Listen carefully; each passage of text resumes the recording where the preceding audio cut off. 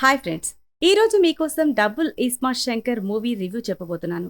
పూరి జగన్నాథ్ లైగర్తో పాతాళంకి పడిపాడు. అలా పడిపోవడం, ఆకాశమంతా ఎత్తుకు ఎదగడం పూరికి కొత్తేమీ కాదు.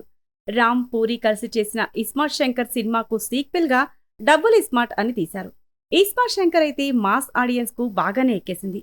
మరి ఈ డబుల్ ఇస్మార్ట్ కూడా అలానే హిట్ అవుతుందా? పూరి రామ్ కి మళ్లీ బ్లాక్ బాస్టర్ వస్తుందా? నిర్మాతగా చార్మి దశ తిరుగుతుందా అన్నది చూద్దాం. ఈ సినిమా గురించి మాట్లాడుకోవాలంటే ముందు సాంగ్స్ గురించి చెప్పాలి. నాకైతే ఇందులో సాంగ్స్ పెద్దగా నచ్చలేదు.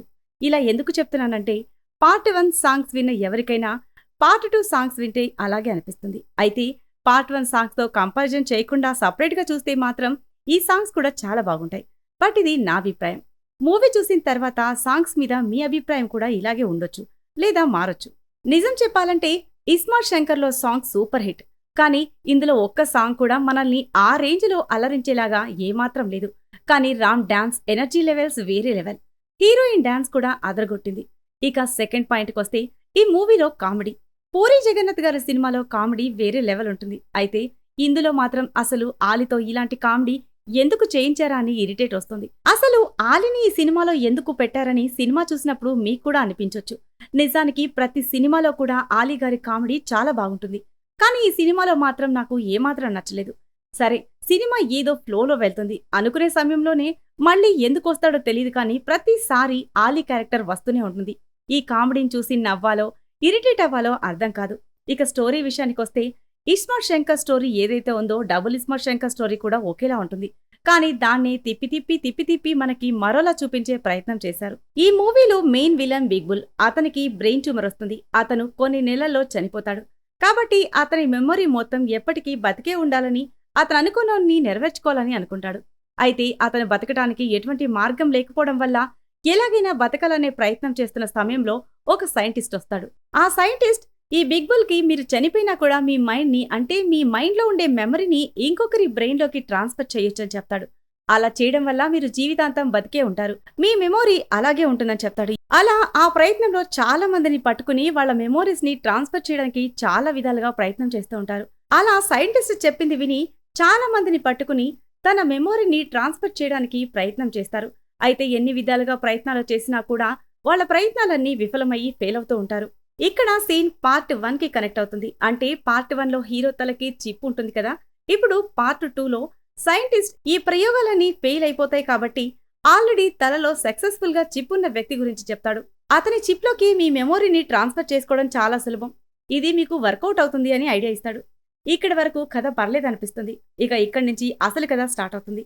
ఇక్కడ మూవీ ఫ్లాష్ బ్యాక్ ఉంటుంది. మన హీరో తల్లిని బ్రెయిన్ ట్యూమర్ ఉన్న బిగ్ బుల్ అనే విలన్ చంపేస్తుంటాడు. అంటే హీరో వీడిని చంపడానికే తిరుగుతూ ఉంటాడు. నిజానికి పార్ట్ 1 దీనికి కనెక్టెడ్ గా ఉంటే, హీరో చిన్నప్పుడే తన తల్లి చనిపోయినందుకు రివెంజ్ తీర్చుకోవాలనుకుంటే, మరి ఆ కథలో ఈ బిగ్ బుల్ ఎక్కడికి వెళ్ళాడు అనేది అర్థం కాదు. ఇక పార్ట్ 2కి వచ్చేసరికి హీరోకి వాళ్ళమ్మ గుర్తుకొస్తుంది, బిగ్ బుల్ కూడా గుర్తుకొస్తాడు. దీన్ని బట్టి పార్ట్ 1కి పార్ట్ 2కి ఏమాత్రం కనెక్షన్ లేదనేది ఈజీగా అర్థమవుతుంది. ఇదే ఈ సినిమాలో మేజర్ మైనస్ పాయింట్. అయితే ముఖ్యంగా ఈ మూవీలో చెప్పాల్సిన ప్లస్ పాయింట్ అయితే ఒకటే ఉంది. అది రామ్ పోతినేని ఎనర్జీ లెవెల్స్. చాలా అంటే చాలా ఎనర్జెటిక్ గా నటించారని చెప్పాలి. తన పాత్రకి రామ్ న్యాయం చేశారు. ఇక ఈ మూవీలో కథానాయిక విషయానికి వస్తే, అంటే హీరోయిన్ చాలా అందంగా ఉంటుంది. ఆమె కూడా మంచి యాక్షన్ సీన్స్ ఇచ్చారు. ఇప్పుడున్న హీరోయిన్స్ కి ఏమాత్రం తగ్గకుండా తన పాత్రకి న్యాయం చేసింది. ముఖ్యంగా హీరో హీరోయిన్స్ మధ్య ఉన్న డైలాగ్స్ ఊరం మాస్ అంతే ఇచ్చి పడేశారు. ఈ మూవీలో కామెడీ అయితే దొబ్బింది. కానీ యాక్షన్ సీన్స్ కి వచ్చేసరికి పార్ట్ 1లో ఏదైతే చూశారో ఇందులో కూడా అలాంటి యాక్షన్ సీన్సే ఉంటాయి. ఫస్ట్ హాఫ్ కొంచెం డీసెంట్ గా ఉంటుంది. సెకండ్ హాఫ్ ఇంట్రెస్టింగ్ గా సాగుతుంది. ఫైనల్ గా క్లైమాక్స్ ఎక్స్పెక్ట్ చేసిన విధంగానే ఉంటుంది.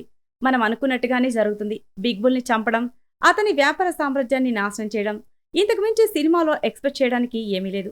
పార్ట్ 1 ని తిప్పి పార్ట్ 2 చూపించినట్టు ఉంటుంది. పార్ట్ 1లో హీరో హీరోయిన్ మెమరీస్ గుర్తుకొచ్చి బాధపడుతూ ఉంటాడు. పార్ట్ 2లో వాళ్ళ అమ్మ మెమరీస్ గుర్తుకొచ్చి బాధపడతాడు. పార్ట్ 1లో పోలీస్ మెమోరీని హీరోకి ట్రాన్స్ఫర్ చేస్తారు. అదే పార్ట్ 2లో ఒక విలన్ మెమోరీని హీరోకి ట్రాన్స్ఫర్ చేస్తారు. ఇలా కొన్ని చేంజెస్ తప్ప పార్ట్ 1 ని తిప్పి చూపించారు.